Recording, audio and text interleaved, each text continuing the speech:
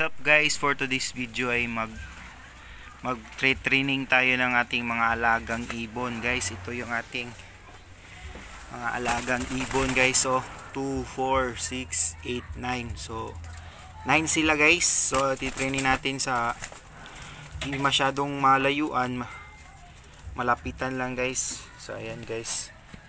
So tara guys. Let's go.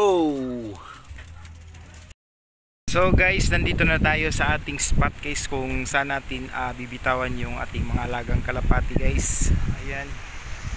Ito yung mga alagang kalapati natin guys.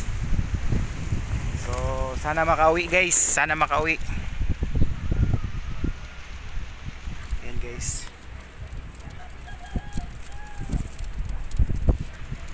So let's go, bibitawan na natin guys.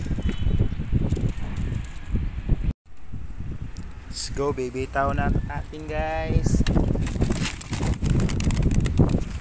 Guys,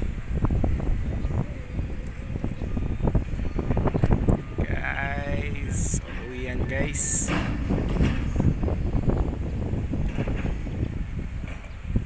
Umurunda pa guys.